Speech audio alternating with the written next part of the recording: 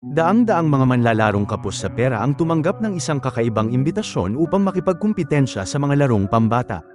At sa loob isang nakakaakit na premyo ang naghihintay na may matinding panganib, isang laro ng kaligtasan na may premyong umaabot sa 45.6 bilyong won. Ngayon ay balikan natin ang kwento ng Korean series na Squid Game mula sa taon ng 2025. Ang series ay sisimulan natin sa pangalawang bahagi ng Squid Game, at bago tayo magsimula balikan natin ang mga pangyayari sa unang yugto para may ugnay ang takbo ng kwento. Nalaman na natin ang tungkol kay Sian, isang mahirap na lalaki na nangangailangan ng pera, at isang araw nilapitan siya ng isang lalaki at inalok siya ng pagkakataon na lumahok sa isang laro na kilala bilang Squid Game at nangako ng malaking halaga ng pera, at pumayag si Sian at binigyan siya ng numero na 456. Hindi nagtagal ay natuklasan niya na marami sa kalahok ay mahihirap na individual at mga nabaon sa utang. Gayunpaman, ang mga nabigo na manalo sa laro ay hinarap ang kanilang kamatayan. At sa huli nagawa ni Sian na manalo sa laro, at natuklasan na ang matandang lalaki na nakasuot ng number 1 na naging bahagi ng laro ay talagang isang mayaman na individual na siyang nakaisip ng laro. Ang lalaking ito na lumikha sa konsepto ng laro ay kalaunan pumanaw dahil sa terminal na kanser sa utak. At pagkatapos ng lahat ng tiniis nito sa panahon ng laro, nagpasya si Sian na maghiganti para sa pagdurusa at parusa na naranasan nito. Ang pangalawang yugto ay nagsimula kay Sian, at ngayon na may pulang buhok at umalis ng paliparan matapos na kanselahin ang trip upang bisitahin ang kanyang anak na babae sa bansang Amerika. Nakatanggap ito ng isang tawag mula sa isang hindi kilalang numero at nagtatanong kung bakit hindi ito umalis upang puntahan ang kanyang anak. Tumugon si Sian na nagpasya itong huwag na umalis, at sa halip plano nitong subaybayan ang mga mastermind sa likod ng laro upang makapaghiganti. Pagkatapos ay nagtungo si Sian sa isang supermarket at pumasok sa isang banyo kung saan natuklasan nito ang isang device na nakatanim sa likod ng kanyang tenga para masundan siya. Kumuha ito ng isang patalim at sinugatan ng kanyang tenga, at mabilis na tinanggal ang device na tila isang GPS chip. At sa kaparehong oras nakita natin si Junho, isang opisyal ng pulis na nasa coma sa matagal na panahon at nagising. At nalaman natin na siya ay buhay pa matapos na makapasok sa larong Squid Game bilang isang kawani para mangalap ng ebidensya ng kalupitan sa panahon ng laro. Gayunpaman, natuklasan ni Junho na ang kanyang sariling kapatid ay isa sa mga orkestrator ng laro, at upang protektahan ang sikreto ng laro binaril siya ng kanyang kapatid, ngunit nakaligtas ito. At lumipas ang 2 taon, si Junho ay naging pulis ng trapiko habang pinahinto nito ang dalawang magkasintahan dahil ang lalaki ay walang helmet at binigyan sila ng tiket. Sinubukan ng babae na hikayatin si Junho na huwag na itong gawin, ngunit nagalit ang binata at kinuha ang multa. Si Junho ay tila nawalan ng pag-asa at nawalan ng pananampalataya sa iba matapos ng pagtatangka nitong ilantad ang laro at hindi pinansin. At nang tanungin kung sino ang bumaril sa kanya, tila takot nitong sinabi na hindi niya kilala. Samantala, napanaginipan ni Sian ang laro at nakita ang dalawang ulo ng kanyang mga dating kakampi sa laro, at nagising ito nang may labis na gulat at muling kinulayan ang kanyang buhok. At nang makalipas, narinig nito ang isang katok sa pinto, at nang buksan ito nakita nito si Woo Si-yog, ang isa sa mga kolektor kung saan siya nanghiram ng pera bago manalo sa laro. Si Woo Si-yog ay inupahan ni Sian para hanapin ang recruiter na kumukumbinsi sa mga tao na sumali sa laro. Pinaalam ni Woo Si-yog kay Sian na naghahanap na ito sa loob ng 2 taon nang walang anumang resulta. Ngunit iginiit ni Sian na dapat mahanap ang recruiter, at naniniwala na ang laro ay nagpapatuloy pa rin. Binigyan ni Sian si Woo Si-yog ng ekstrang pera para ipagpatuloy ang paghahanap nito, at sumakay si Woo Si-yog sa isang sasakyan kasama ang mga tauhan nito at nangako na pagbubutihin ang kanyang paghahanap. Inimungkahi ng isa sa mga tauhan niya na si Sian ay isang baliw sa paghahabol nito sa loob ng 2 taon nang walang anumang lead. Gayunpaman, naniniwala si Woo Si-yog kay Sian dahil napansin nito ang biglaang pagkawala ng maraming taong may utang. Nabanggit nito na si Sian ay nagbayad sa kanyang mga utang at ngayon ay gumagastos ng malaking halaga ng pera upang mahanap ang recruiter. Manotivate ni Woo Si-yog ang kanyang grupo sa pamamagitan ng pag-aalok ng 1,000,000 won kung magtatagumpay sila na mahanap ang taong hinahanap nila. At sa sumunod na araw, tinipon ni Woo Si-yog ang kanyang buong team upang magbahagi ng detalye tungkol sa lalaking hinahanap nila. Nagkalat sila sa istasyon ng tren at nagtatanong sa mga tao kung nakita ba nila ang taong tumutugma na maaaring inalok sila na sumali sa isang laro. Nagsimula silang mag-inspeksyon sa lahat na may dalang bag o nakasuot ng isang suit. Samantala, si Junho ay naghahanap sa bawat tulay na nakapalibot sa dagat at nalaman na ang lokasyon ng laro ay inilipat. Determinado ito na tuklasin ang bagong site, ngunit sa kasamaang palad na bigo ito na makahanap ng anumang impormasyon. Lumipas ang araw at naging malinaw na wala sa kanila ang nakahanap ng kahit pinakamaliit na lead. At isang araw si Hu Siyog at isa sa tauhan nito ay umupo sa istasyon ng tren at tila sumuko na. Nang biglang nakita nila ang lalaking hinahanap nila na may kausap na ibang lalaki. Mabilis nilang tinawagan si Sian at sinabi na nakita nila ang lalaki na hinahanap nito.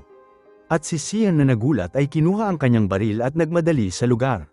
Inutusan nito si Hu Siyog na sundan ang lalaki hanggang sa dumating ito. At sa kaparehong oras pinakita ang lalaki na kausap ang isang mahirap na individual at hiniling na pumili sa pagitan ng isang tinapay at isang misteryosong card. Karamihan sa mga ito ay mas pinili ang card ngunit nabigo na manalo ng kahit ano. Pagkatapos ay itinapon nito ang tinapay sa lupa at inapakan ito at pinagalitan sila sa pagkakataon na makakain sa pamamagitan ng paggawa ng maling desisyon. Ang kakaibang pag-uugali na ito ay ikinagulat ng lahat sa paligid at nirecord ni Hu Siyog ang eksena. Napansin ng lalaki si Hu Siyog at ang kanyang grupo na sinusundan siya at nagawang makatakas habang mabilis siyang sinundan nila Hu Siyog at determinadong hindi siya mawala. Gayunpaman ang lalaki ay nagalit sa kanilang pagsunod at tinambangan sila at ginulpi sila ng husto. Samantala si Sian ay pinahinto ng pulis dahil sa pagmamadali nito at tahimik nitong tinanggap ang multa at mabilis na umalis. At nagkataon ng kasamahan ni Junho ay napansin ang kainahinalang pag-uugali ng lalaki at nag-udyok kay Junho na suriin ang kanyang pangalan. At nang matuklasan nitong ito si Sian naalala ni Junho na siya ay kalahok sa Squid Game at pagkatapos ay hinanap ni Junho ang civil registry upang kumpirmahin ang pagkakakilanlan ni Sian. Dumating si Sian sa lokasyon kung saan huling nakita si Hu Siyog at napansin ang dugo at napagtanto na ang lalaki ay kinidnap si Hu Siyog. Ang eksena ay lumipat at pinakita na hawak ng lalaki si Hu Siyog at ang tauhan nito sa isang silid. Sinabi ng lalaki na maglalaro sila ng isang laro kung saan ang matatalo ay itututok ang baril sa kanilang ulo. Ang kanilang kapalaran ay nakasalalay sa kanilang swerte kung mabubuhay ba sila o mamamatay. Ang parehong nahuli ay natatakot at nang matalo si Hu Siyog mabilis siyang binaril ng lalaki. Samantala si Junho ay binisita ang lugar ni Hu Siyog at natuklasan na iniimbestigahan nito ang Squid Game recruiter. At habang naghahanap ito sa lugar may biglang pumasok sa silid at nagpilit sa kanya na magtago. At sa oras na umalis ang tao nagpatuloy si Junho sa paghahanap at nakita ang isang file na pag-aari ni Sian. At sa kaparehong oras bumalik si Sian sa bahay at nakita ang recruiter na naghihintay sa kanya. Nagtanong ito kay Sian kung bakit hindi siya umalis matapos na manalo sa laro at tumugon si Sian na gusto muna nitong magpasalamat sa recruiter sa pagbigay sa kanya ng pagkakataon na sumali sa laro na nagpabago sa kanyang buhay at ginawa siyang mayaman. Pagkatapos ay hiniling nito na makilala ang mga tao na responsable sa pagpapatakbo ng laro upang maihayag nito ang kanyang pasasalamat. Inihayag ng recruiter na minsan nitong natuklasan na ang kanyang ama ay kalahok sa laro at nang matalo ang kanyang ama pinilit siyang patayin ang kanyang ama sa pamamagitan ng pagbaril nito sa kanyang ulo at sa araw na yun napagtanto nito na ang trabahong ito ay angkop sa kanya. Pagkatapos ay nagtanong ito kay Sian kung tinuturin ba nitong iba ang kanyang sarili sa iba dahil nanalo ito sa laro. Tumugon si Sian na ang recruiter ay hindi kailanman maiintindihan ang kanyang nararamdaman dahil hindi ito nakilahok sa laro. Inimungkahi ng recruiter na maglaro sila ng isang laro at naglagay ito ng isang bala sa baril at inimungkahi na magsalitan sila na itutok ito sa kanilang mga ulo at ang may swerte sa panig nila ang makakaligtas. Ang eksena ay nagtapos sa dalawa na naghahanda upang subukan ang kanilang kapalaran. At sa panahon ng laro sinabi ng recruiter kay Sian na kung gusto nitong makilala ang mga tao na namamahala sa laro ang susi ay nasa kanyang bulsa at maaari niya itong patayin sa pamamagitan ng kanilang paglalaro. Hindi pinansin ni Sian ang kanyang mga sinasabi at nagsalita na para itong aso na sumusunod lamang sa kanyang master at sa huli ay isa ka lamang aso. At sa oras na umikot ang laro lumalabas na minalas ang recruiter at namatay ito. At sa mga sandaling yun si Junho na nakaupo sa kanyang sasakyan ay nahanap ang tirahan ni Sian. At nang marinig ang tunog ng baril nagmadali ito sa gusali upang mag-imbestiga at sa loob nakita nito ang lalaking si Kim na nakatali at nasa isang kama. Nagtanong si Junho kay Kim tungkol sa kinaroroonan ni Sian at sinabi ni Kim na si Sian ay nasa silid ng 410. At nang dumating si Junho sa silid na tuklasan nito ang bangkay ng recruiter at inaresto nito si Sian at inakusahan siya sa pagpatay. Gayunpaman biglang sumulpot si Kim sa likuran at inatake si Junho sa ulo at sinabi ni Kim kay Sian na si Hu Siyog ang pumatay sa recruiter at hindi siya. Nakuha ni Sian ang isang espesyal na card mula sa Squid Game na may nakasulat na address. At nang mabawi ni Junho ang kanyang malay, nakatayo si Sian sa harap niya at nagtanong si Sian sa kanya kung paano nito nalaman ang kanyang pagkakakilanlan, at inalala ni Junho ang gabi ng kaguluhan sa panahon ng laro nang pumasok ang mga nakamaskara upang pigilan ang kaguluhan. Si Sian ay kinabahan at napagtanto na si Junho ay pinasok ang Squid Game upang hanapin ang kanyang nawawalang kapatid. Gayunpaman, nanatiling nag-aalinlangan si Sian at nagtanong si Junho kung may kilala ba itong Inho at yun ang kapatid niya. At nagpaalala ito sa memorya ni Sian nang nakatagpo nito ang isang nakamaskara na pinakilala ang kanyang sarili bilang Inho. Nagpatuloy si Junho sa pagtatanong at tinanong kung sino ang lalaking pinatay nito. Inihayag ni Sian na ito ang recruiter na inaalok ang laro sa mga kalahok, at dinagdag nito na nagpakamatay ito matapos siyang matalo sa laro. Sinabi rin ni Sian na hinahanap nito ang mga tao sa likod ng laro upang makapaghiganti at pahintuin ito. Inihayag ni Junho na nakita nito ang pinuno ng laro at binanggit na tinatawag siya ng mga tao bilang Big Boss at nakasuot ito ng maskara sa buong oras. Nagpasya si Sian na ipagpatuloy ang kanyang paghahanap ng mag-isa at sinabi sa kanya ni Junho na ang matanda na number 1 ay sinabi sa kanya na ang buong laro ay nilikha ng isang kliyente at kung makita nito ang kliyente na yun, ang laro ay matatapos. Pagkatapos ay inihayag ni Junho ang kanyang sariling pagnanais na mahanap ang mga responsable at sinabing hindi nito makakalimutan ang kanyang kapatid, tulad ng hindi makalimutan ni Sian ang mga taong namatay sa laro, at nag-alok ito na tumulong. Dinala ni Sian si Junho at Kim sa isang silid na puno ng armas na kinolekta nito sa loob ng 2 taon upang maghanda na harapin ang nagpapatakbo sa laro, at pinakita nito kung paano siya nagsasanay na bumaril. Hiniling ni Sian kay Junho na umalis na sa kanyang trabaho bilang pulis upang magtrabaho sila ng magkasama ng walang paghihigpit. At nang maglaon, binisita ni Sian ang lalaki na kilala sa pagtulong sa mga tao ng ilegal na paglalakbay, at hiniling nito sa kanya na dalhin ang ina ni Sae-byuk mula sa North Korea patungo sa South Korea. Sinabi ng lalaki sa kanya na ang ina ni Sae-byuk ay nakalabas mula sa kulungan, ngunit nagdurusa ito sa tuberculosis na nakuha niya sa kulungan, at sinabi na kakailanganin nito ng maraming oras. Tiniyak ni Sian sa kanya na makukuha nito ang pera na kailangan niya at binigay ang isang tala na may address ng fish shop kung saan nagtatrabaho ang kanyang ina, at sinabi rin nito na kung hindi nito makikita ang ina ni Sae-byuk, makikita nito ang kanyang kapatid sa address din na ito. Ang kaparehong lalaki ay kalaunan nilapitan ng isang babae na si Noel na hinahanap ang kanyang 1 taong gulang na anak na babae. At pinaliwanag nito na ang huling pagkakataon na nakita niya ito ay sa North Korea, at sinabi ng lalaki sa kanya na imposible sa 1 taong gulang na bata na makaligtas sa North Korea sa mga nagdaang taon ng walang magulang. At inalala nito na ang babae ay bumalik mula sa North Korea matapos siyang barilin ng isang pinuno doon sa ulo, at inakusahan nito si Noel bilang isang kriminal, at sinabi ng lalaki na mahirap para sa magulang na kalimutan ang kanyang anak, ngunit dapat niya itong gawin. At sa gabing yun, habang nakaupo si Noel sa kanyang sasakyan, hawak ang litrato ng kanyang anak, may kumatok sa kanyang bintana at binigay sa kanya ang isang Squid Game card na ikinagulat nito. At sa sumunod na umaga, si Junho ay nagtungo sa puntod ng asawa ng kanyang kapatid at naglagay ng bulaklak gaya ng ginagawa ng kanyang kapatid. At nang bumalik ito sa bahay, umupo ito katabi ang kanyang ina at kinausap siya nito sa malungkot na tono, at sinabing ayaw na ng kapatid nito na tumira kasama sila, at natatakot ito na umalis ang kanyang isang anak dahil lagi nitong pinapaboran si Junho. Naniniwala ito na galit ang kapatid ni Junho sa araw na mamatay ang asawa nito dahil hindi nila ito natulungan nung nagkasakit ito, at sa halip mas pinili nitong iligtas si Junho. Tumugon si Junho na kinasusuklaman siya ng kanyang kapatid dahil maaari siyang isakripisyo nito para iligtas ang asawa ng kanyang kapatid, at labis itong nagalit sa kanyang ina at inakusahan nito na palaging pinaparamdam na nagkasala siya araw-araw.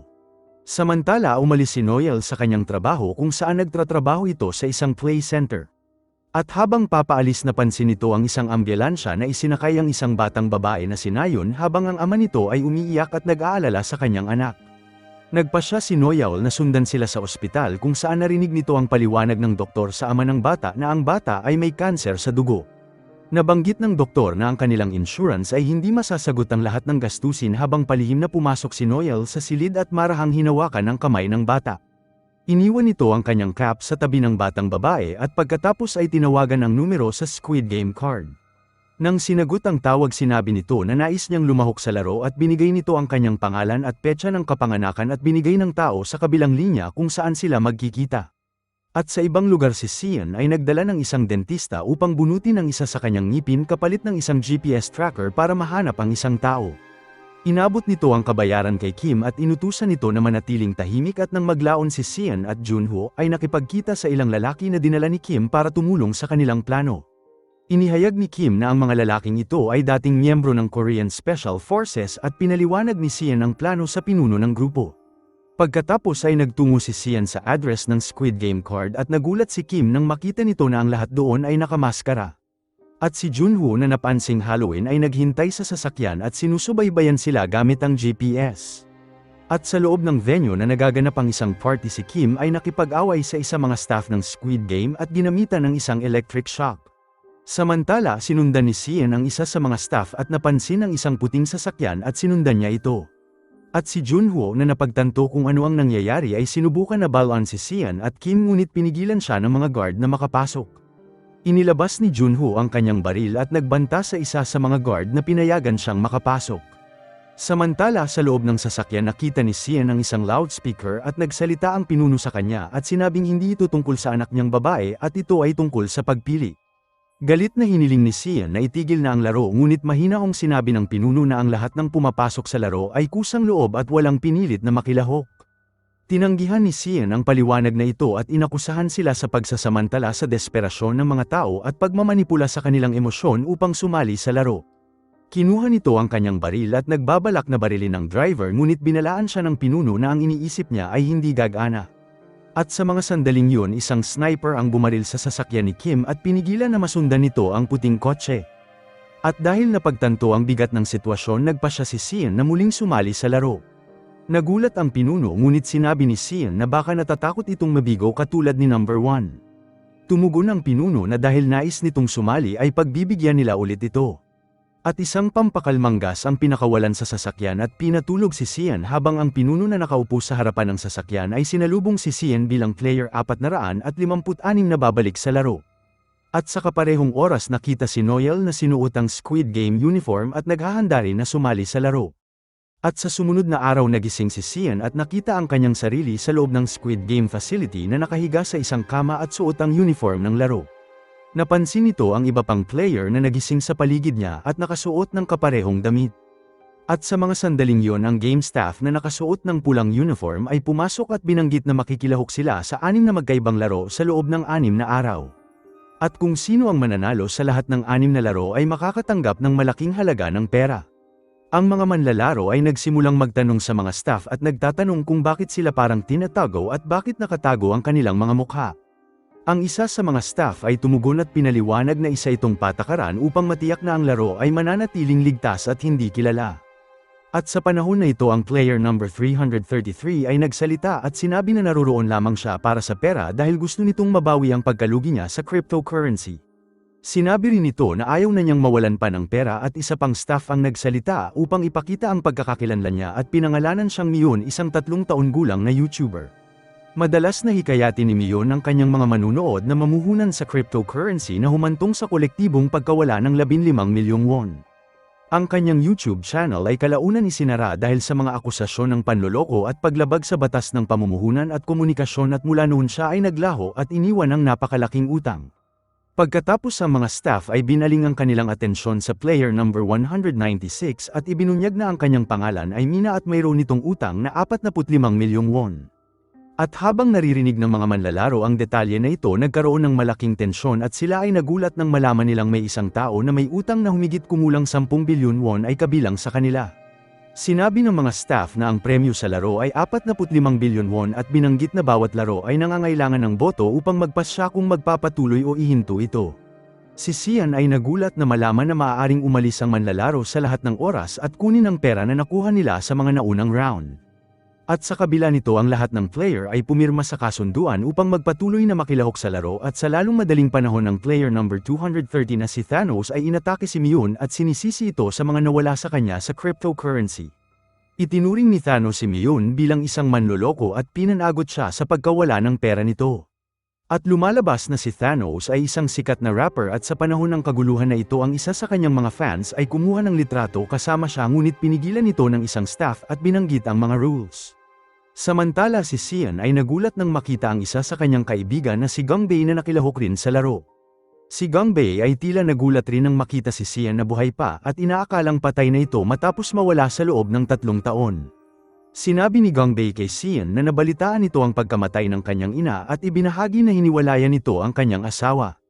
At si Sian na napuno ng emosyon ay nakiusap kay Gangbei na manatiling malapit sa kanya na ikinalito ng lalaki. At sa kaparehong oras si Junho na sinusubukan subaybayan ang lokasyon ni Sian gamit ang GPS at sumakay ito ng isang barko kasama ang mga tauhan ni Kim upang sundan ang kinaroroonan ni Sian. Kalaunan ay narating nila ang isang liblib na isla at ginamit ang drone camera upang maghanap sa lugar. At hindi inaasahan nakatagpo ni Kim ang isang mangingisda sa pampang at pareho silang nagulat nang matuklasan nila ang isang kakaibang device. Ang device na ito at ang clue sa kinaroroonan ni Sian ay inilagay sa mga isda na nakapalibot sa lugar. At sa mga sandaling yun nakipag-usap si Kim kay Jung-ho at pinaliwanag ang lahat ng nangyari sa mga oras na yun. Samantala pinakita na nagtipon ng mga player sa game site at naghahanda sa unang laro na tinawag na red light green light. Si Sian ay nabalisa at nagtataka kung bakit si Kim at Junho ay hindi pa dumarating at sinuri nito ang peking ngipin sa kanyang bibig at napagtanto na ang clue sa kinaroroonan niya ay tinanggal sa kanya. At dahil nagulat binalaan nito ang iba pang player na hindi ito ordinaryong laro at kapag natalo ka ay mamamatay ka. Pinaliwanag nito ang patakaran ng laro at sa panahon ng red light phase ang lahat ng gagalaw ay maaalis. Gayunpaman ang iba pang manlalaro ay tinuya siya sa pag-aakalang isa siyang baliw at sinusubukan na takutin sila upang makuha nito ang lahat ng pera para sa kanyang sarili. At sa oras na ito biglang nagsimula ang laro at ang manika ay nagsimulang magbilang at ipinihit ang ulo nito upang makita ang bawat paggalaw. At si Sian na nalaro na ang larong ito ay nagpa siya na tulungan ng iba pang player na makaligtas. Sinubukan ni Gangbei na pakalmahin si Sian at nag-aalala na ang kanyang mga babala ay lilikha ng mas higit na panik. At sa kabila nito ang laro ay umikot sa nakakamatay na eksena ng ang isang bubuyog ang damapo sa leeg ni Mina dahilan upang gumalaw ito. At bilang resulta nakita ng manika ang kanyang paggalaw at mabilis itong binaril at pinatay. Si Sian ay mabilis na sumigaw sa mga nanatiling player at sinabi na huwag gumalaw at takpan ang kanilang bibig kung kailangan nilang magsalita. At sa kabila ng kanyang babala ang takot ay kumalat sa mga player dahilan upang maraming gumalaw at tinapos ng isa-isa. At sa gitna ng kaguluhan lumalabas na si Noel ang isa sa mga game staff ang may pananagutan sa pangangasiwa sa pagpatay. At nakakagulat ang kanyang ama ay isa sa mga manlalaro at samantala ang pinuno ng laro ay nanunood sa pangyayari sa isang monitor. At kalaunan ng mga player ay nagsimulang magtiwala kay Sian at sinundan ang kanyang mga payo at sumulong patungo sa finish line. At habang papalapit si Sian sa dulo napansin nito ang isang player na bumagsak at nasugatan ng kanyang binti at sa kabila ng panganib nagpa siya si Sian na bumalik at tulungan siya. Si Hyun Sho na player number 120 ay sinamahan siya at magkakasama nagawa nilang makatawid sa finish line sa tamang oras. Gayunpaman tinapos ni Nayo ang sugatan na player na niligtas ni Sian at sinabing ang kanyang pagsisikap ay hindi nakakatugon sa pamantayan para magtagumpay. Nag-iwan nito kay Sian at Heian ng labis na kilabot at pagkatapos ng laro ang mga staff ay binati ang mga nakaligtas sa pagkumpleto ng unang hamon. Gayunpaman ang mga player ay nanatiling natatakot at nagsusumamo sa mga staff na huwag silang patayin. Ang isang staff ay tiniyak sa kanila na wala nang mananakit sa kanila ngayon at sinamantala ni Sian ang pagkakataon na ito upang ipaliwanag ang ikatlong round. At sinabi na kung ang lahat ay boboto na tapusin ang laro ito ay wawakasan na. At nang makita ng mga manlalaro ang premyong pera na naipon mula sa mga utang nang namatay na 71 kalahok na tukso sila na magpatuloy at sinabi ng mga staff na gagawa sila ng boto na magpapahintulot sa mga player na magpatuloy. Ginamit ni Sian ang kanyang boto para itigil ang laro at nagsimulang hikayatin ng iba pa na gawin ang kaparehong bagay.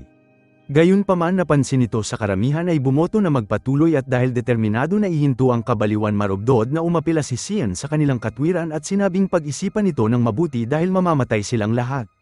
Ikinagalit ito ng isang player na inakusahan siya na sinusubukan kontrolin ang kanilang desisyon. Humarap si Gangbei upang ipagtanggol si Sian at sinabing kung hindi dahil sa kanya patay na silang lahat. At si Sian na labis ang galit ay sinabing nalaro niya na ang larong ito 3 taon ang nakalipas at alam niya kung ano ang mangyayari at sa huli lahat ng kasali sa laro ay mamamatay. Ang paghahayag na ito ay ikinagulat ng mga player ngunit pinatibay din ito ang kanilang paniniwala na si Sian ang tanging nakaligtas. At sa halip na panghinaan sila ng loob nag-udyok pa ito sa kanila na ipagpatuloy ang laro at umaasang makuha ang premyo. Ang isa sa mga staff member ay naiinis sa panghihimasok ni Sian at nagbanta sa kanya sa pakikialam nito sa kanilang operasyon. Nang ang mga boto ay nagtapos sa isang tabla ang huling desisyon ay nakasalalay sa player number 001 at sa gulat ng lahat nagpa siya itong bumoto na ipagpatuloy ang laro. At sa puntong ito lumalabas na ang Player 001 ay ang talagang pinuno ng laro at binigyan nito si Cian ng isang titig at pinapahiwatig ang kanyang nakatagong intensyon. At sa sumunod na araw ang mga player ay sinubukan na kumuha ng impormasyon kay Cian tungkol sa susunod na laro at inihayag ni Cian na ito ay tinatawag na Dalgona, isang laro kung saan kailangan mag-ukit ng mga hugis ang manlalaro mula sa pukyutan na candy. Pinaliwanag nito na mayroong 4 na hugis na pagpipilian at ang tatsulok na pinakamadali at ang payong ang pinakamahirap. At nang maglaon ng pinuno na nagpapanggap bilang Player 001 ay umupo sa tabi ni Cian at nakipag-usap sa kanya. Nagtanong ito kay Cian kung bakit ito bumalik sa laro matapos na manalo ng 45 bilyon won at tumugon si Cian na ang pera ay hindi talaga sa kanya at pag-aari ito ng mga pamilya na namatay sa laro. Samantala sinubukan ni Thanos na abalahin si Yun at hiniling sa kanya na manalo upang mabawi nito ang pera na nawala niya. At nang hindi siya pansinin nito naghagis ng pagkain si Thanos sa kanyang mukha dahilan upang magalit si Yun. Isang laban ang naganap at nadaig ni Thanos ang laban at madaling natalo si Yun ng marahas. Ang Player 001 ay nang himasok at pinigilan si Thanos at nagpapakita ng nakakagulat na lakas at kontrol. Madali nitong pinigilan si Thanos hanggang sa magmakaawa ito at nakuha ang palakpak ng ibang player para sa kanyang awtoridad. At sa gabing yun habang natutulog ang lahat binisita ni Player 001 si Cian at sinabi ang kanyang tunay na intensyon. Inihayag nito na ang kanyang asawa ay malubhang may sakit at nagdurusa sa liver failure at kailangan ng transplant. Pinaliwanag nito na humiram ito ng pera sa isang negosyante upang pandohan ng transplant ngunit inakusahan siya ng mga tao na kumukuha ng suhol na humantong sa pagkakatanggol nito sa kanyang trabaho. At sinabi na ang laro ang tanging pag-asa upang mailigtas niya ang kanyang asawa kahit pa nangangahulugan na galing ito sa isang madugong laro. At sa kaparehong oras pinakita na ang mga staff ay nagsasagawa ng autopsy sa mga namatay na player upang kunin at ibenta ang kanilang organs. Gayunpaman natuklasan nila na karamihan sa mga organs ay hindi na magagamit dahil ang mga bangkay ay matagal nang namatay. Isang staff member ang nagulat sa supervisor na ang ilang manlalaro ay pinatay ng maaga gamit ang double shot para kumpirmahin ang kanilang kamatayan. Hiniling ng supervisor malaman kung sino ang may pananagutan at ibinunyag ng mga staff na ito ay si Player 011 na si Noel. Ang eksena ay lumipat kay Noel na nakatayo sa harap ng supervisor at inamin nito na binaril nito ang mga player ng 2 beses upang matiyak na sila ay patay na. Ang supervisor na halatang labis nga galit at sinabi sa kanya na sa unang araw na nakilala niya ito ay natatakot siya at bibigyan niya ito ng huling pagkakataon at hindi dapat ito malaman ng pinuno nila. Tumugon si Noel ng mapanlinlang at sinabing nang tinanggap siya sinabi nito na tapusin niya ang sinuman na nahihirapan sa buhay ngunit ngayon ay tila nagbago ang lahat at hindi ito bahagi ng kanilang usapan. Ang supervisor at nagalit ay iginiit na ang mga organs na yon ay nakalaan para iligtas ang iba at hindi lamang ito tungkol sa laro. Umalis si Noel nang hindi nagsasalita at iniwan ang supervisor sa lugar.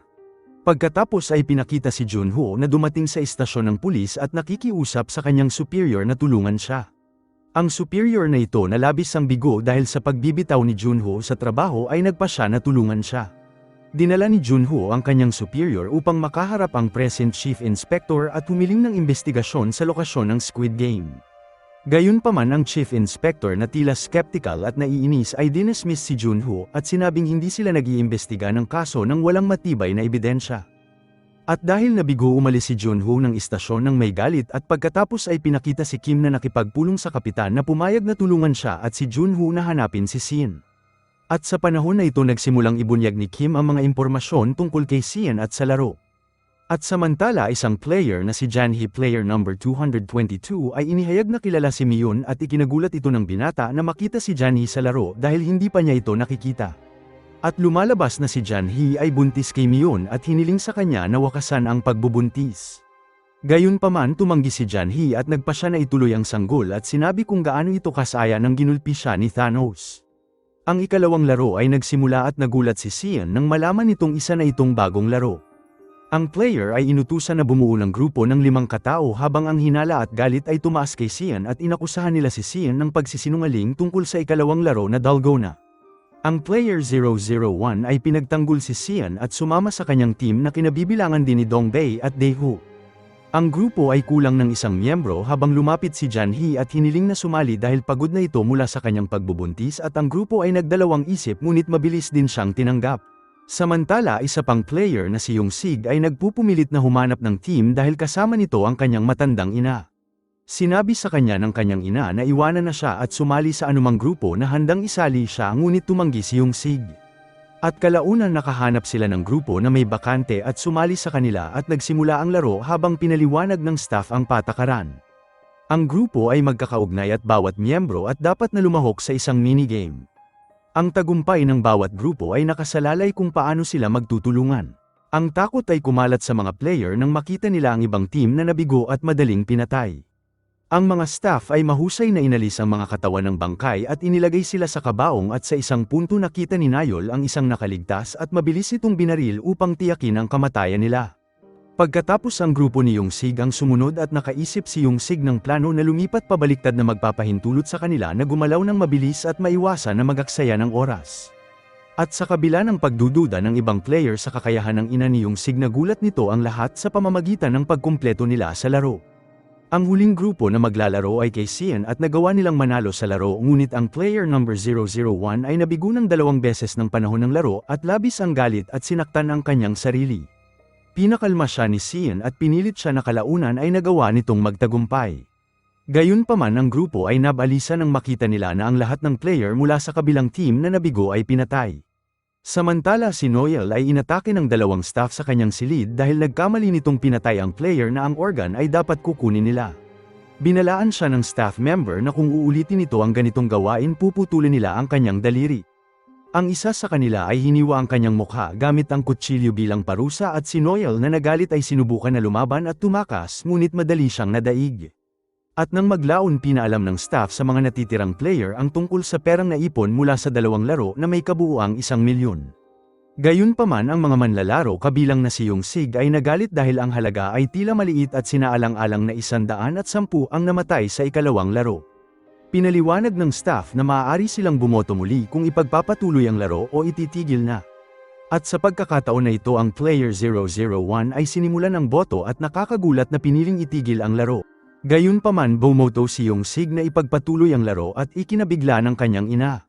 Kahit pa ang player 001 ay labis ang gulat na makita na maraming player ang nais pa rin na magpatuloy sa kabila ng brutal na pagkamatay ng maraming player sa harap ng kanilang mga mata.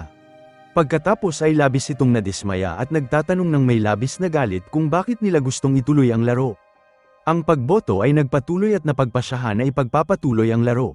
Si Sian ay nakaramdam na magpatuloy pagkatapos ng desisyon na ito at sinubukan ni Yong-sig na humiling ng tawad sa kanyang ina at pinaliwanag na malaki ang utang nito at walang pagpipilian kundi ipagpatuloy ang laro. Ang kanyang ina na malungkot ay tumugon sa pagsabing baka maraming mamatay sa susunod na round. Samantala, humiling ng tawad si Gangbei kay Sian at sa iba pang miyembro ng grupo dahil sa pagboto nito na magpatuloy, at pinaliwanag na napilitan nitong maglaro para manalo ng sapat na pera upang mabayaran ang kanyang mga utang. Sumagot si Sian at nagbabala na sa susunod na laro maaari silang pilitin na patayin ang kanilang mga sarili. At sa gabing yun, nanatiling gising si Sian at binabantayan ng kanyang team mula sa takot dahil ang mga player ay maaaring umatake sa isa't isa sa panahon ng gabi tulad ng nangyari noong nakaraan. Napansin ito ni player 001 at nagtanong kay Sian tungkol sa kanyang pagkabalisa, at tumugon si Sian sa kanya at sinabing hindi nito nakita kung ano ang nakita niya at sinabihan siya na magbantay hanggang sa umaga. At nang maglaon habang natutulog ang lahat, ang ina ni Yong-sig ay hiniling sa staff na samahan siya at si Jan-hee sa banyo. At habang naroon, sinubukan nitong makipag-usap ng mainam kay Jan-hee na nagsimulang umiyak. Ang ina ni Yong-sig ay nag-aalala at nagtatanong kung masama ba ang pakiramdam nito o kung may nangyari sa sanggol. Inamin ni Jan-hee na labis itong natatakot at sa sumunod na araw tinipon ni Junho ang 2 grupo. Ang isa ay pinangungunahan ni Captain Park at ang isa ay ni Captain Gu. Binigyan din nito ang madali ang paghahanap sa isla sa loob ng 6 na araw o ang laro ay magtatapos. At ilang sandali na lamang ang mga manlalaro na ang susunod na laro ay magsisimula na, at direkta silang bumuo ng grupo batay sa numero na naririnig nila, at dapat silang magtipon sa mga silid na may katugma na numero sa loob ng 30 segundo at nakasara ang mga pinto sa likod nila. Sumiklab ang kaguluhan habang sinubukan ng mga player na gumawa ng team, at napansin ni Sian na pinatay ng mga staff ang mga nabigo at ang laro ay mas lalong humirap, at ang mga manlalaro ay kalaunan na pilitang pumasok sa mga silid upang makumpleto ang numero. At sa isang punto, ang ina ni Yong-sig ay nahiwalay upang makumpleto ang grupo ng 3 at siya ay sinamahan ni Sian at 001. At sa panahon ng laro, nagtanong si 01 tungkol sa kanyang anak at gumawa ng isang incentive na salita at nagpapahiwatig na iniwan siya nito, at dahil nagalit pinagtanggol nito ang kanyang anak at sinabing may mabuti itong puso. At nang maglaon si Yong-sig ay umiiyak at nakonsensya sa pag-iwan nito sa kanyang ina ng mag-isa. At sa sunod na laro pumasok si Mion sa isang silid kung saan nakipagkumpetensya ito kay Yong at nakakaluno si Yong ay natalo at mabilis na pinatay at nag-iwan kay Mion at sa iba pa na umiiyak. Si Yong ay may mabuting pusong babae na minamahal ng lahat at sa isa pang round si Gongbei at 001 ay nauwi sa isang silid kasama ang ikatlong player at brutal itong pinatay ni 01 sa loob at labis ikinagulat ni Gongbei ang pag-uugali na ganito. At pagkatapos na matapos ang laro inanunsyo ng mga staff na maaaring bumoto ang mga player kung tatapusin o ipagpapatuloy ang laro bago pa magsimula ang ika-4 na yugto. Si Xian ay umaasa na matatapos ito at nakikita na karamihan sa player ay bumoto na ihinto na ang laro. Gayunpaman si Gongbei ay nabalisa at naghihinala na si 001 ay maaaring bumoto upang magpatuloy. At sa gulat ng lahat bumoto si 001 na tapusin na ang laro at nag-iwan kay Xian ng ginhawa. Ang boto sa laro ay umabot sa tabla at nag-udyok sa mga staff na ihayag na ang mga manlalaro ay bibigyan ng oras na muling isaalang-alang ang kanilang desisyon. Samantala pinakita si Thanos na kinukumbinsi nito ang isa pang player na bumoto para ipagpatuloy ang laro at sa mga oras na ito nakialam si Mion at hiniling kay Thanos na lumayo kay Minzo. Gayunpaman pinaalala ni Thanos ang koneksyon nila ni Janhi na ikinagalit ni Mion at sa gitna ng gulo kumuha si Mion ng tinidor at sinaksak si Thanos sa leeg. At sa ibang lugar dumating si Junho sa isla at nakita ang isang pinto at habang sinubukan niya itong buksan nalaman nilang isa itong rig na may pampasabog. Si Kim at Junho ay mabilis na pagtanto na ang mga commo control sa laro ay binabantayan ang kanilang galaw. Nagpasya si Junho na iwasan nila ang paggamit ng kanilang telepono at umasa sa wireless na device para makipag-usap. At balik sa pasilidad si Mion na natatakot sa kanyang nagawa ay kinulong ang kanyang sarili sa banyo. At sa kaparehong oras ang kaguluhan ay sumiklab sa mga manlalaro at humantong sa patayan ng bawat isa habang ang mga staff ay nakatayo sa labas at hinahayaan ang karahasan. Pinahintulutan nila ang mga player na umatake sa isa't isa ng malaya at sa lalong madaling panahon ng tensyon ay tumaas sa pagitan ng mga grupo na sumusuporta na ipagpatuloy ang laro at sa mga nais na ihinto ito. Ang parehong panig ay nagsalaysay kung paano nila makakamit ang kanilang mga layunin. Inimungkahi ni Xian na lumaban sila pabalik sa mga staff at kunin ang kanilang armas ngunit hindi sumang-ayon si 01 at nakipagtalo na mas marami ang mga staff at may mga sandata. Iginiit ni Xian na ito ang kanilang huling pagkakataon na pigilan ang laro at sa panahon ng gabi isang grupo ng mga player ang nagtago sa ilalim ng kama upang maiwasan na mat-target ng mga nais na ipagpatuloy ang laro. Ang pasilidad ay napunta sa kaguluhan habang ang mga manlalaro ay nakibahagi sa matinding labanan at pinapatay ang isa't isa. Si Xian ay nagtago sa ilalim ng kama at naghihintay sa mga staff na makialam at alam na ang pagkamatay ng maraming player ay malalagay sa alanganin ang laro. At kalaunan dumating ang mga staff at nagpaputok ng warning shot para pigilan ang mga player. Si Xian ay nagkunwaring patay at balak na umatake sa staff at katulad nito si Daeho at Gongbei ay nagkunwari din patay at nagpahintulot sa kanila na desarmahan ang mga staff at gumawa ng atake at nagawa din nilang mahuli ang ilan sa mga staff. Ang supervisor na labis ang galit dahil sa sitwasyon ay inutusan ng natitirang staff na i-secure ang lugar at isarado ang pinto. Gayunpaman si Xian at ang kanyang grupo ay kinuha ang kontrol at tumanggi na patayin ang mga sumusuporta na ituloy ang laro sa kabila ng marami silang pinatay sa mga tutol sa laro. Si Xian at ang kanyang mga kasama ay sinira ang kamera at tinugunan ang mga natitirang manlalaro. Nagbigay si Xian ng isang salita at hinimok ang mga player na umatake sa mga nangangasiwa ng laro. Sinuportahan siya ni Gongbei at sinabing takot din sila kagaya nila at ito lamang ang pagkakataon nila makatakas.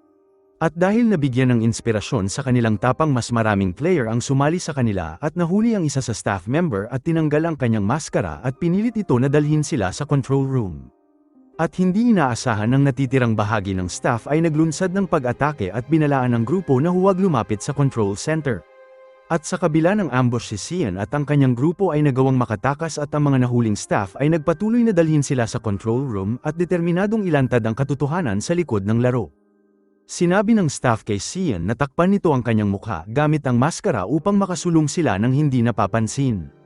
Nang biglang isang putok ng baril ang tumama sa ulo ng staff at mabilis na nagtago si Xian. Maraming putok ang lumabas na tumama sa iba pang staff at tinanggal ni Gongbei ang isang maskara mula sa isang staff. Siya at si Xian ay tumakbo at marahas na naghahanap sa mga pinto para sa control room ngunit wala silang nakita na kahit na ano. Inilabas ni Xian ang maskara at iniharap ang kanyang sarili sa harap ng isang kamera at sa hindi inaasahan isang pinto mula sa silid ng supervisor ang bumukas. Ang supervisor ay pinapanood si Sian at Gangbei sa monitor at inutusan ang natitirang staff upang hulihin sila. At sa oras na napagtanto ng dalawa na nakita sila naglunsad sila ng atake gamit ang mga baril. Si Sian ay nagpakita ng kahanga-hangang katapangan at kinuha ang mga armas mula sa mga patay na staff member. Samantala si 01 na pinagmamasdan ng kaguluhan sa camera ay pumasok sa control room kung nasaan si Sian at Gangbei. Nag-alangan si Sian ngunit nag-abot ng armas kay 01 at nagpapakita ng pagtitiwala. Si Daeho ay nagtipo ng mas marami pang armas mula sa mga patay ngunit mas lalong natakot nang tumindi ang putukan ng baril. At dahil nabalot ng pagkabalisa binaba nito ang kanyang communication device at umatras at tumanggi na sumagot sa kahit sinuman. Nang biglang tumalikod si 01 kay Sian at Gangbei at pinatay nito ang dalawang natitirang player sa kanilang grupo at nakipag-ugnayan kay Sian at sinabing tapos na ito ngayon. Tinuya din nito si Sian sa pamamagitan ng pagpaparinig sa kanya nang pinatay nito ang isang sugatan na player sa malapit. Natakot si Sian at nalilito at naniniwala na maaaring pinatay ng staff si 01 at ang kanyang mga kasama. At sa ibang lugar isang boat operator ay nakita si Park na kaina-hinalang ginalaw ang drone at nang lapitan sinaksak ni Park ang operator at itinapon ang katawan sa dagat.